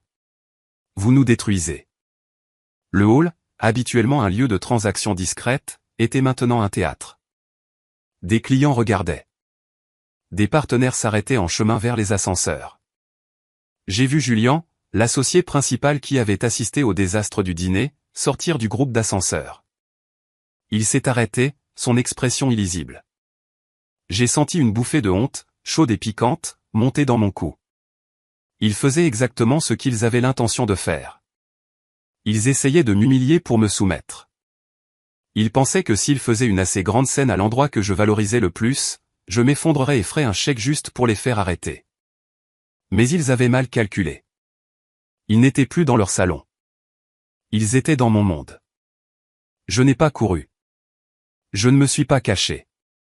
Je me suis dirigé vers la barrière de verre, j'ai de nouveau passé mon badge pour sortir de la zone sécurisée, et je me suis retrouvé face à face avec mon père. J'étais calme, terriblement calme. Baissez la voix, ai-je dit. Ce n'était pas une demande. Vous êtes en infraction. En infraction? Mon père a ri, un son frénétique, hystérique. Je suis votre père. Je vous ai faite, et vous me traitez comme un criminel parce que j'ai besoin que vous fassiez votre devoir. Vous êtes égoïste. Vous êtes un monstre. Vous nous laissez sans rien à cause d'une petite vexation lors d'une fête. Ce n'était pas une petite vexation, ai-je dit, ma voix coupant son cri. C'était une définition. J'ai regardé la foule qui s'était rassemblée. J'ai vu les gardes de sécurité s'approcher, les mains planant près de leur ceinture. J'ai vu mes collègues regarder, non pas avec jugement envers moi, mais avec horreur envers eux. Ils ont vu la salive voler de la bouche de mon père. Ils ont vu le théâtralisme des sanglots de ma mère. Ils ont vu la nature parasitaire de leur demande. Vous ne m'avez pas renié en tant que fille. Vous m'avez réaffecté en tant que comte. Alors, j'ai fermé le compte. Tout le reste est entre vous et vos créanciers. Vous nous tuez, a hurlé ma mère, laissant tomber le mouchoir pour me lancer un regard furieux. Qui va payer l'hypothèque? Qui va payer la voiture de Blair? Je suppose que Blair le fera, ai-je dit froidement. Ou vous le ferez ou vous ne le ferez pas. Mais c'est une affaire pour vos créanciers, pas pour votre fille. Je me suis tourné vers le chef de la sécurité, un homme imposant nommé Marcus, que je saluais tous les matins. Marcus, ai-je dit, ces personnes ne sont pas des clients. Elles n'ont pas de rendez-vous et elles harcèlent une employée. Veuillez les faire partir. Mon père est resté bouche bée. Vous jetteriez votre propre père dehors? Vous m'avez renié. Souvenez-vous, j'ai dit que vous n'aviez pas de fille ici. Marcus s'est avancé, le visage sombre. Monsieur, madame, vous devez partir maintenant ou j'appellerai la police pour trouble à l'ordre public. Mon père a essayé de bomber le torse, d'y retrouver un vestige de l'autorité qu'il exerçait autrefois sur moi à table. Mais ici, sous les lumières fluorescentes d'une tour de bureau, il n'était qu'un homme bruyant en costume bon marché criant à une femme qui le dépassait en grade. Ce n'est pas fini, a-t-il crié alors que Marcus le prenait par le bras. Vous reviendrez en rampant. Vous avez besoin de nous. Je n'en ai vraiment pas besoin, ai-je dit doucement. J'ai regardé alors qu'ils étaient escortés. Ma mère pleurait toujours. Mais c'était plus calme maintenant. La réalité de la situation s'installait. Ils ne partaient pas avec un chèque. Ils partaient avec un avertissement d'intrusion. Quand les portes tournantes se sont refermées derrière eux, le hall est devenu silencieux. Je suis resté là un instant, lissant le devant de mon blazer. Je sentais les yeux de tout le cabinet sur moi. J'ai pris une profonde inspiration, j'ai composé mon visage en un masque d'indifférence professionnelle et je me suis retourné vers les tourniquets. Je m'excuse pour la perturbation, ai-je dit à Chloé au bureau. Ne vous inquiétez pas, Madame Alexander, a-t-elle murmuré, les yeux grands ouverts de sympathie. C'était intense. Je suis monté à mon étage. Je me suis assise à mon bureau. Mes mains tremblaient légèrement, mais mon esprit était clair. J'ai ouvert mes emails et j'ai commencé à travailler. 30 minutes plus tard, mon téléphone de bureau a sonné. C'était l'assistante exécutive de Julien. Monsieur Sterling aimerait vous voir dans son bureau. Immédiatement. Mon estomac s'est noué. C'était ça, les retombées. Les cabinets comme Redwood Arbor n'aimaient pas le drame. Ils n'aimaient pas les employés dont la vie personnelle se répandait dans le hall. J'ai préparé ma défense. Je me suis préparé à être licencié. Je suis entré dans le bureau d'angle de Julien. La vue sur le port était étendue. Eau grise rencontrant ciel gris. Julien était assis derrière son bureau en acajou, lisant un dossier. Il n'a pas levé les yeux quand je suis entré. « Asseyez-vous, en B », a-t-il dit. Je me suis assise. « Monsieur Sterling, à propos de ce qui s'est passé en bas. Je suis profondément désolé. J'ai pris des mesures pour m'assurer qu'il ne puisse plus accéder au bâtiment. C'était une affaire personnelle que... » Il a levé la main. « Arrêtez. » Il m'a regardé par-dessus le bord de ses lunettes. « J'ai tout vu. J'ai entendu ce que vous avez dit. Payer ne fait pas de moi la famille. » Oui, ai-je dit, me préparant au blâme. Vous avez géré cela avec un sang-froid remarquable, a dit Julien. La plupart des gens se seraient effondrés. La plupart des gens auraient écrit un chèque pour faire cesser les cris. Vous ne l'avez pas fait. Vous avez fait respecter une limite. Vous avez utilisé la propre logique de l'opposition contre eux pour neutraliser une menace. J'ai cligné des yeux. Oui, je suppose que oui. Nous traitons avec des clients difficiles dans ce cabinet, en B, des gens qui crient, des gens qui manipulent, des gens qui pensent que les règles ne s'appliquent pas à eux parce qu'ils partagent une histoire avec l'argent. Il a fermé le dossier qu'il lisait. J'ai besoin de quelqu'un qui peut regarder une responsabilité en face et couper le cordon sans broncher. Il a glissé un dossier épais sur le bureau vers moi. Il était tamponné, confidentiel, à l'encre rouge. Nous avons un nouveau projet, a dit Julien. C'est un audit médico-légal d'une fiducie patrimoniale. Les bénéficiaires sont compliqués. Ce sont des membres de la famille du fondateur et ils ont saigné l'entreprise à blanc pendant une décennie. Le conseil d'administration veut les faire partir. Nous avons besoin d'un auditeur qui comprend les mécanismes du détournement familial et qui a le courage de le documenter. J'ai regardé le dossier. C'était une promotion. C'était un test et c'était exactement le genre de travail pour lequel j'étais né. Je veux que vous dirigiez l'équipe, a dit Julien. Si vous pouvez gérer votre père dans le hall, vous pouvez gérer ses vautours de fonds fiduciaires dans la salle de réunion. Après ce qu'il a dit, vous transformant en compte bancaire en public, vous avez prouvé que vous pouvez rester clinique sous pression. J'ai tendu la main et posé ma main sur le dossier. Le papier froid était apaisant. Je suis partante, ai-je dit. Bien. Julien a hoché la tête. Et en B, s'ils reviennent, dites à Marcus d'appeler la police immédiatement. Nous protégeons nos actifs ici. Je suis sorti de son bureau avec le dossier sous le bras. J'étais entré en m'attendant à perdre mon emploi et j'étais ressorti avec une mission qui allait définir ma carrière. Mes parents avaient essayé de détruire ma vie professionnelle et au lieu de cela, ils venaient de me donner la parfaite cassette d'audition. Je suis retourné à mon bureau et j'ai ouvert le dossier. En parcourant les noms et les chiffres, une pensée m'est venue. Les compétences que j'étais sur le point d'utiliser pour démanteler cette fiducie corrompue étaient les mêmes compétences dont j'aurais besoin pour la phase finale de ma propre libération.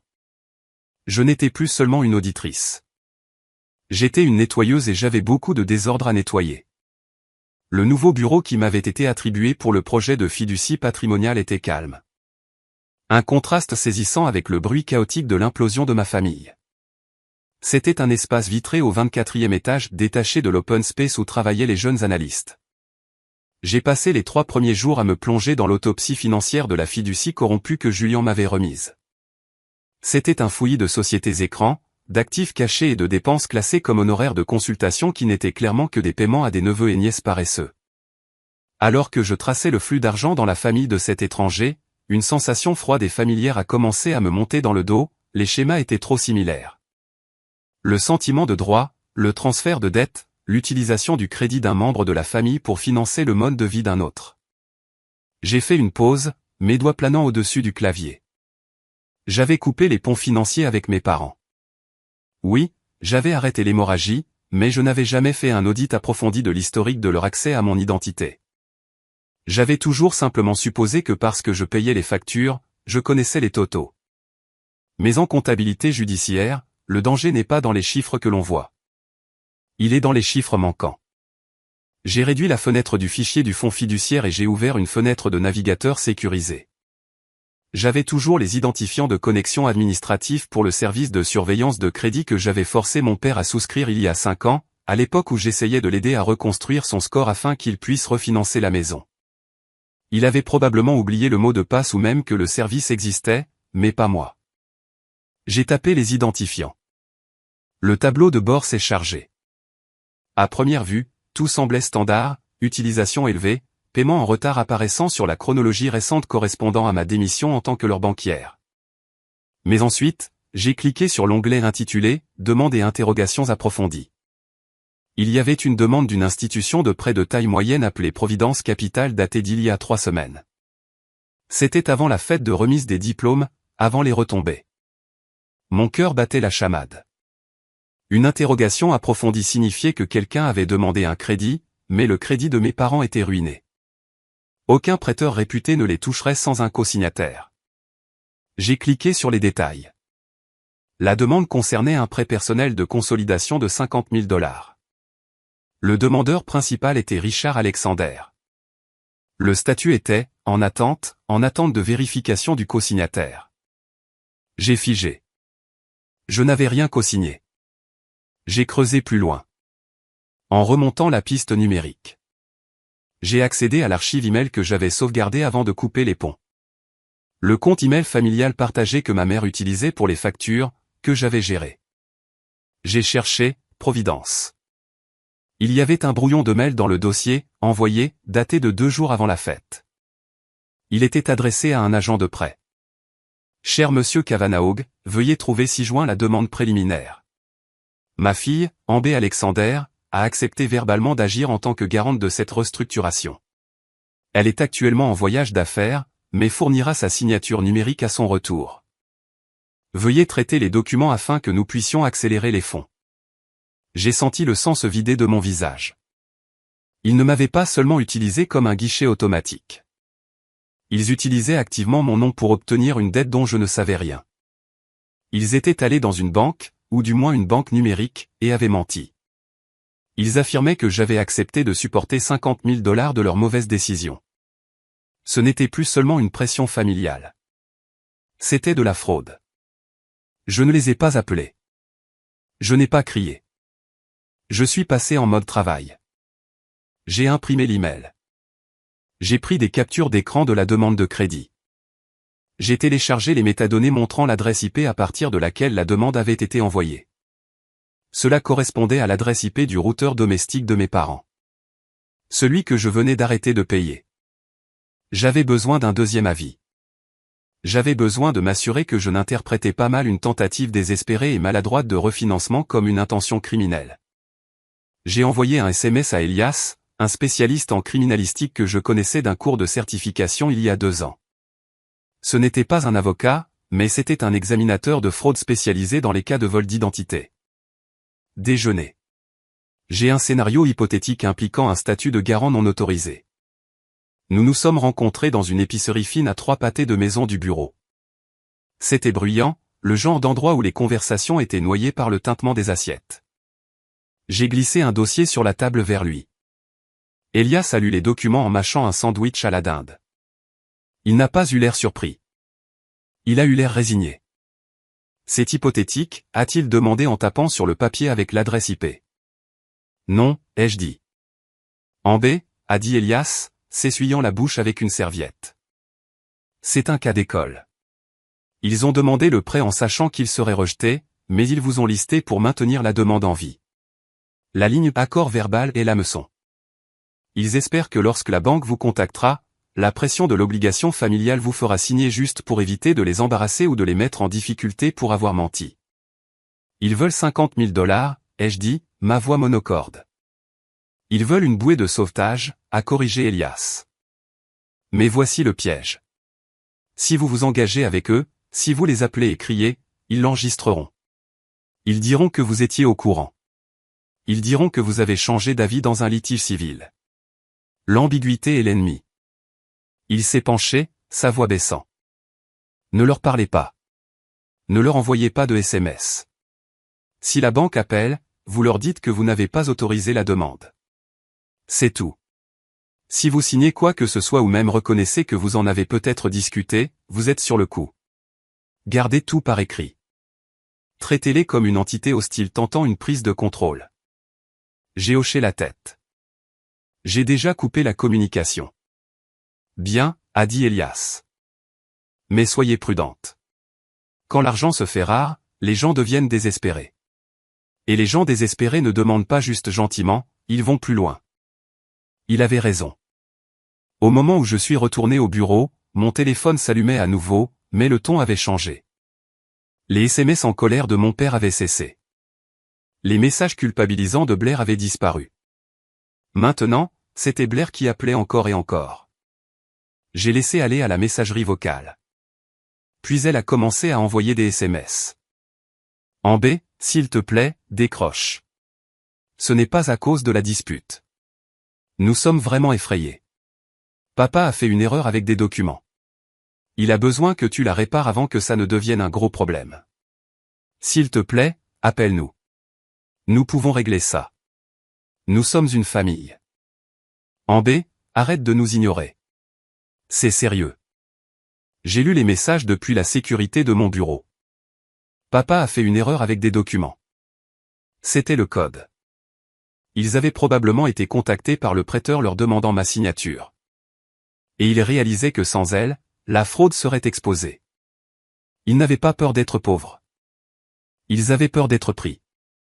Ils avaient besoin de moi, mais pas pour mon argent cette fois-ci. Ils avaient besoin de ma complicité. Ils avaient besoin que je rende leurs mensonges vrais rétroactivement. Je suis resté assise là, la lueur des moniteurs éclairant mon visage. J'ai pensé à la fête de remise des diplômes. J'ai pensé à la façon dont mon père avait fait taire la pièce pour m'humilier. J'ai pensé à ma mère me qualifiant d'investissement raté. Ils voulaient que je sois leur bouclier. Ils voulaient que je m'interpose devant la balle qu'ils s'étaient tirée eux-mêmes. Je n'ai pas répondu. Je n'ai pas vérifié. J'ai laissé le silence s'étirer. Heure après heure. Je les ai laissés suer. Je les ai laissés réaliser que le silence n'était pas seulement une punition. C'était un mur. Et ils étaient du mauvais côté. Vers 16 heures, la notification que je redoutais et attendais est enfin arrivée. Ce n'était pas un SMS. Ce n'était pas un message vocal. C'était un email qui avait contourné mon filtre anti-spam parce qu'il provenait d'un domaine financier légitime. Mon cœur s'est arrêté une seconde en lisant l'objet.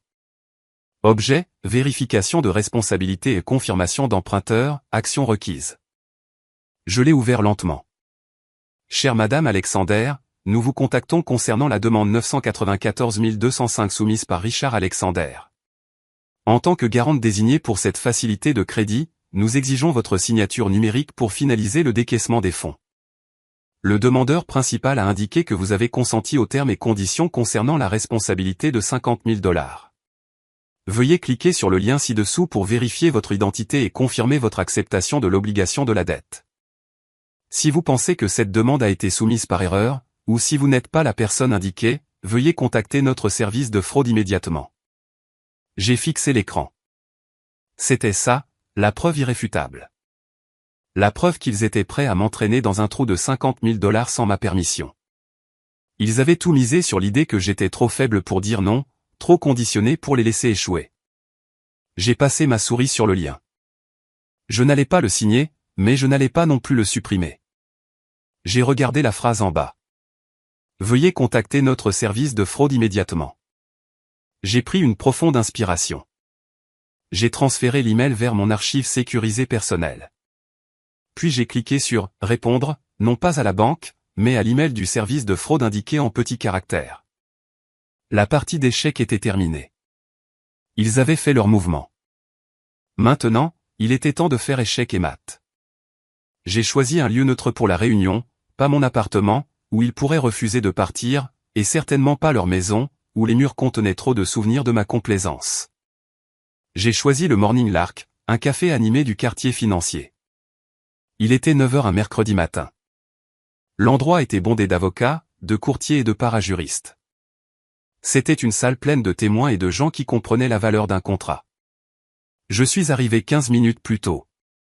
J'ai commandé un café noir, j'ai trouvé une table au centre de la pièce et j'ai posé mon portefeuille en cuir sur la surface. À l'intérieur se trouvait l'email imprimé de Providence Capital, les journaux d'adresse IP et un résumé des 5 dernières années de ma servitude financière. Ils sont arrivés ensemble. Mon père avait l'air plus vieux qu'il y a quelques jours. Son costume était froissé, sans l'autorité nette qu'il projetait habituellement. Ma mère portait de grandes lunettes de soleil à l'intérieur, probablement pour cacher des yeux gonflés ou peut-être simplement pour ajouter une couche de victimisation dramatique. Blair les suivait, faisant défiler son téléphone, évitant tout contact visuel avec la pièce, ressemblant plus à une adolescente ennuyée qu'à une co-conspiratrice. Ils se sont assis. Personne n'a rien commandé. La tension à table était assez épaisse pour s'étouffer. En B, a commencé ma mère, sa voix tremblante légèrement. Elle a tendu la main sur la table comme pour toucher la mienne, mais je me suis retiré. Merci d'être venu. Nous étions si inquiets pour vous. Arrêtez, ai-je dit. Je n'ai pas élevé la voix. J'ai gardé mes mains jointes sur la table, parfaitement immobile. Nous ne ferons pas ça. Nous ne ferons pas l'appel émotionnel. Nous sommes ici pour parler affaires. Mon père s'est raidi, sa mâchoire serrée. Affaires ? Nous sommes vos parents. Vous ne pouvez pas nous traiter comme des clients. Vous m'avez renié, lui ai-je rappelé, ma voix monocorde. Vous m'avez coupé. Vous avez déclaré que je n'étais plus votre fille. Alors nous sommes des étrangers négociant un conflit. Ce sont les conditions. Si vous criez, je pars. Si vous mentez, je pars. Si vous essayez de me faire culpabiliser, la réunion se termine. Ils ont échangé des regards.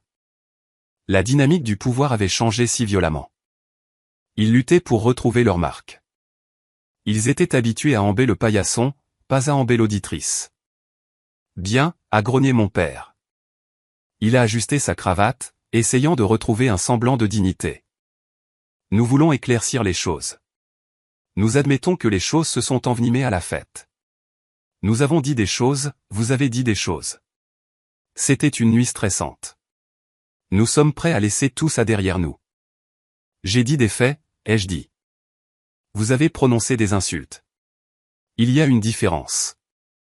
Nous avons été blessés, a interrompu ma mère, abaissant ses lunettes de soleil pour révéler un maquillage parfaitement appliqué. Vous nous avez humiliés devant nos amis, mais nous sommes prêts à pardonner ça. Nous voulons aller de l'avant. Nous sommes une famille. Me pardonner? J'ai presque ri. C'est généreux. Mais je ne suis pas venu ici pour des excuses. Je suis venu ici pour une explication. J'ai ouvert le portefeuille. J'ai sorti une seule feuille de papier, la capture d'écran du statut de la demande de prêt. Je l'ai glissée sur la table, face visible. Providence Capitale, ai-je dit. Demande numéro 994 205. 50 000 $. Statut, en attente de garant. Signature. Le visage de mon père est devenu pâle.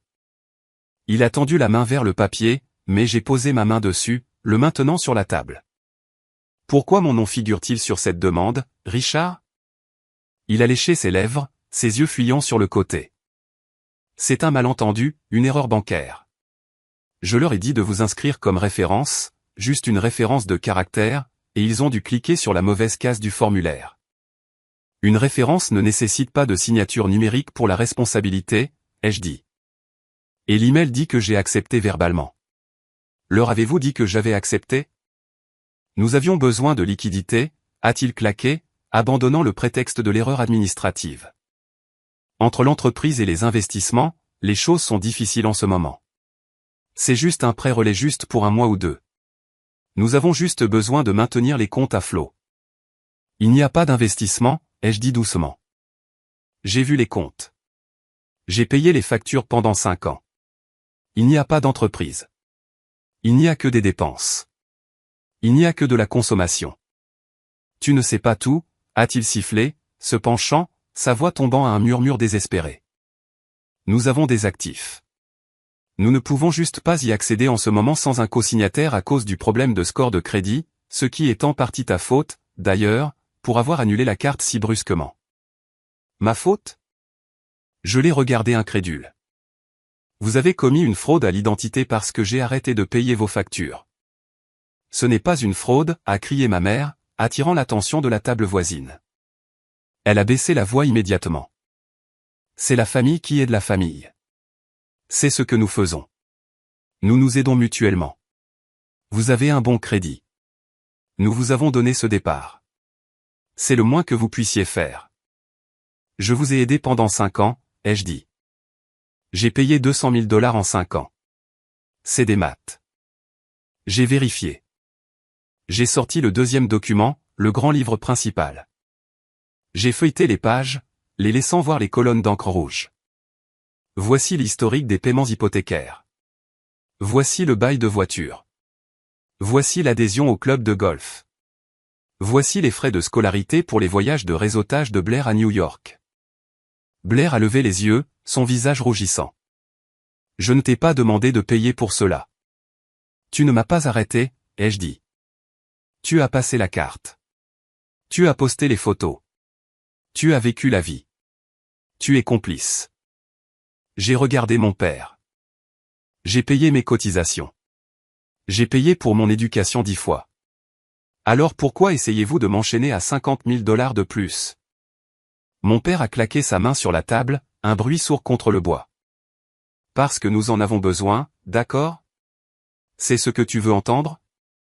Nous nous noyons. L'hypothèque a 3 mois de retard. La voiture est sur le point d'être saisie. Nous avons besoin de liquidités pour nous maintenir jusqu'à quoi, ai-je demandé. Jusqu'à ce que vous gagniez à la loterie?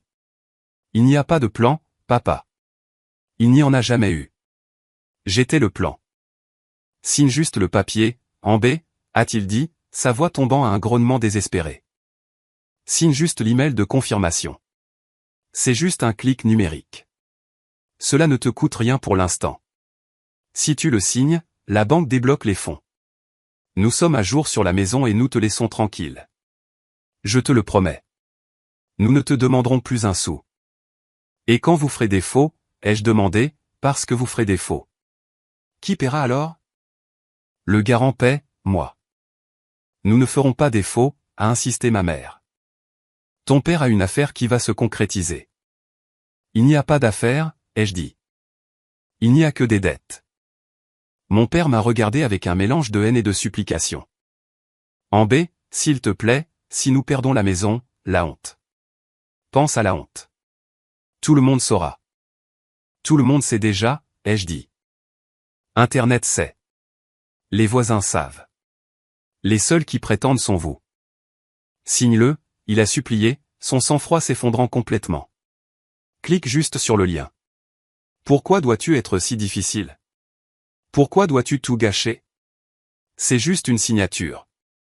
Cela rendra tout silencieux. C'était ça. L'aveu. Cela rendra tout silencieux. Il ne demandait pas d'aide. Il demandait mon silence. Acheté avec ma propre code de crédit. Il voulait que je signe mon avenir financier pour le racheter quelques mois de plus à faire semblant d'être riche. Il se fichait que 50 000 $ me ruineraient. Il se fichait que cela ruinerait la carrière que je venais de construire.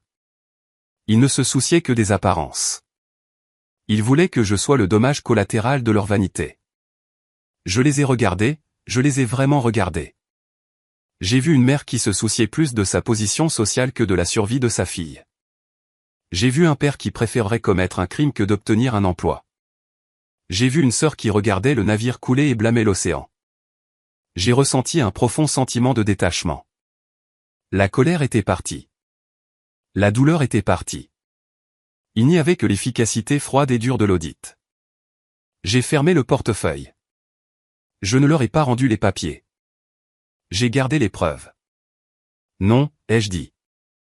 Mon père a cligné des yeux comme si j'avais parlé une langue étrangère. Quoi?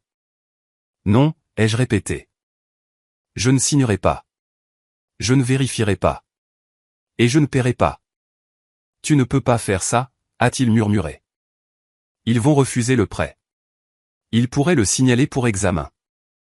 Ils l'ont déjà fait, ai-je dit, parce que le demandeur a menti sur le garant. Je me suis levé.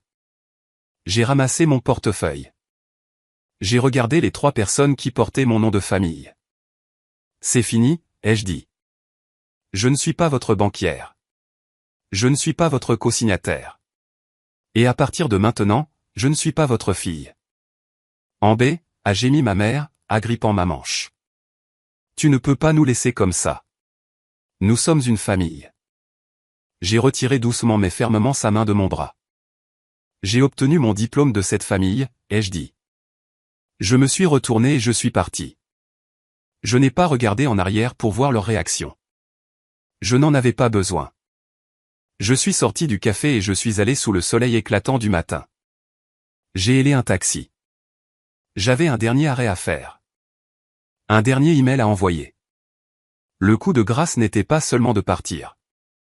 Le coup de grâce était de s'assurer qu'il ne pourrait jamais utiliser mon nom à nouveau. J'ai sorti mon téléphone alors que le taxi s'insérait dans la circulation. J'ai ouvert le dossier des brouillons où j'avais enregistré la réponse au service de fraude. Il était temps d'appuyer sur « Envoyer ». Je me suis assise à l'arrière du taxi, la ville défilant à travers la fenêtre tandis que je regardais le brouillon sur mon téléphone. Mon pouce planait au-dessus du bouton d'envoi. Ce n'était pas un SMS. Ce n'était pas un message Facebook. C'était une déclaration sous serment de non-responsabilité. Je n'ai pas écrit à quel point il m'avait blessé. Je n'ai pas mentionné la fête de remise des diplômes ou les années de négligence. Je l'ai gardé strictement professionnel. J'ai écrit que moi, Ambé Alexander, n'avais absolument aucune connaissance de la demande soumise à Providence Capital. J'ai clairement indiqué que je n'avais pas verbalement accepté d'être garante.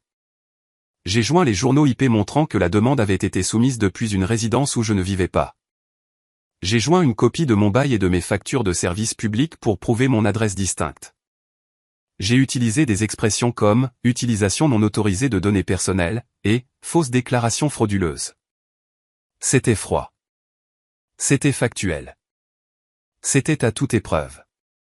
J'ai appuyé sur « Envoyer ». L'effet ne fut pas immédiat, mais il fut inévitable. Dans le monde de la finance, la conformité est un engrenage lent qui écrase tout sur son passage une fois qu'il se met en marche. Providence Capital a reçu mon email. Leurs algorithmes de fraude se sont activés. Ils n'ont pas seulement refusé le prêt. Ils ont signalé le demandeur. 2 jours plus tard, les dominos ont commencé à tomber car le prêt a été signalé pour fraude potentielle. Providence Capital a partagé ces données avec les bureaux de crédit. C'est une procédure standard pour prévenir le vol d'identité en série. Soudain, le dossier de crédit de mon père, déjà fragile, a été marqué d'un avertissement. La première victime fut la voiture. Ma mère a appelé Blair paniqué, lui demandant de régler ça, mais Blair était inutile. Blair n'avait pas d'historique de crédit, pas de revenus, et maintenant pas de sœur pour payer ses factures. Lorsque la société de leasing a effectué une vérification de routine avant de renouveler l'assurance, que j'avais annulée, elle a vu le signalement de fraude sur le titulaire principal. Mon père, ils n'ont pas renouvelé. Ils ont saisi. Madame Higgins, la voisine avec les hortensias et les yeux vigilants, a vu la dépanneuse s'arrêter dans l'allée. Elle a regardé mon père, courir en peignoir, crier sur le conducteur, agiter les bras, menaçant de poursuites qu'il ne pouvait pas se permettre. Le conducteur lui a simplement tendu un presse-papier. Mon père a refusé de signer. La voiture a été attelée et emportée, laissant des traces de pneus sur le trottoir et une tache permanente sur leur réputation. La nouvelle s'est répandue rapidement dans les banlieues. L'histoire n'était pas que les Alexanders traversaient une période difficile. L'histoire était que les Alexanders étaient des menteurs.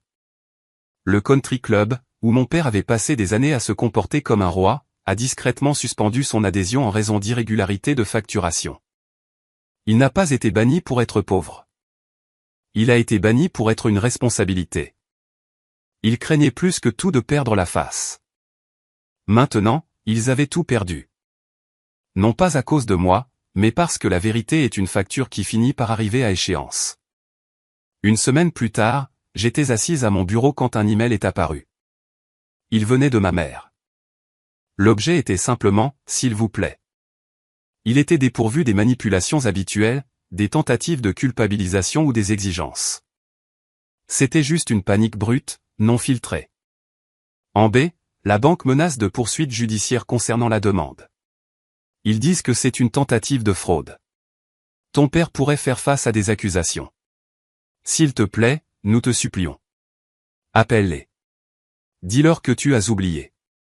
Dis-leur que tu as changé d'avis. Si tu signes un accord rétroactif, ils abandonneront l'enquête. Nous perdrons la maison sinon. S'il te plaît, nous sommes une famille. J'ai regardé l'écran. J'ai ressenti une douleur fantôme dans ma poitrine. Le fantôme de la petite fille qui voulait juste que sa mère soit heureuse. Mais ensuite, j'ai regardé le dossier sur mon bureau. L'audit de la fiducie patrimoniale que je dirigeais. J'ai regardé le diplôme sur mon mur. J'ai regardé la vie que j'avais construite à partir de rien. Signer ce papier ferait de moi une complice. Cela les sauverait des conséquences de leurs crimes, mais cela m'enchaînerait à leur navire en perdition pour toujours. J'ai cliqué sur « Répondre ». Je n'ai pas écrit de paragraphe. Je n'ai pas écrit de roman. Je ne mentirai pas à une institution fédérale pour couvrir un crime que je n'ai pas commis. La famille est un lien d'amour, pas un bouclier que l'on utilise pour se cacher des conséquences de ses propres actions. J'ai envoyé et puis j'ai bloqué l'adresse email. Ce soir-là, je ne suis pas rentré chez moi dans un appartement sombre. Je suis allé sur le toit de la Restauration, l'un des plus beaux endroits de la ville. L'air était chaud, sentant le sel et le jasmin. Je n'avais pas loué tout l'endroit. Je n'avais pas invité 100 personnes pour me montrer. J'en avais invité 4. Sarah, David, Elias et Julien. Nous nous sommes assis à une table ronde, les lumières de la ville scintillant en dessous comme des diamants. Il n'y avait pas de tension. Il n'y avait pas de faux sourires. Julien s'est levé, levant un verre de champagne millésimé, une bouteille qu'il avait achetée. Pas moi. Je voudrais proposer un toast, a dit Julien, sa voix chaleureuse et sincère. À Ambé, non seulement pour l'excellent travail sur l'audit de la fiducie patrimoniale, mais aussi pour la nouvelle que je dois partager ce soir, il m'a regardé, radieux. Les partenaires et moi avons eu une réunion ce matin. Nous avons été impressionnés par vos compétences techniques. Oui, mais plus important encore, nous avons été impressionnés par votre intégrité. Dans ce métier, n'importe qui peut compter les chiffres. Mais il faut une force rare pour maintenir une position éthique lorsque la pression est personnelle.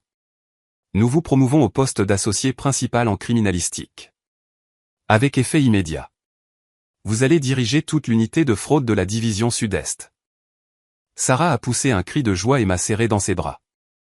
David m'a tapé dans le dos. Elias a hoché la tête, levant son verre. Au nettoyeur, a dit Elias avec un sourire. J'ai regardé autour de la table.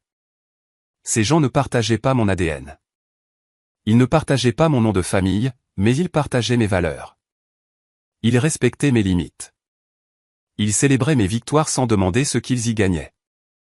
À la vérité, ai-je dit, heurtant mon verre contre les leurs. Le champagne avait un goût parfait. Je suis rentré à la maison cette nuit-là, la ville calme autour de moi. J'ai pensé à mes parents. Je savais qu'ils étaient probablement assis dans une maison qui s'assombrissait lentement, me blâmant, blâmant le monde, blâmant tout sauf le miroir. Je ne les haïssais pas. Je ne leur souhaitais pas de mal. Je ne les portais juste plus. Je les avais reniés. Non pas avec un cri, non pas avec une bagarre, mais avec un refus simple et silencieux d'être leur victime. Je me suis arrêté au coin de ma rue et j'ai levé les yeux vers la lune. J'ai pris une profonde inspiration. Mon grand livre était équilibré. Mes dettes étaient payées et pour la première fois de ma vie, j'étais riche dans la seule monnaie qui comptait. J'étais libre. Merci beaucoup d'avoir écouté mon histoire. J'aimerais savoir d'où vous écoutez aujourd'hui. Alors, veuillez laisser un commentaire ci-dessous et faites-moi savoir quel pays ou quelle ville vous représentez.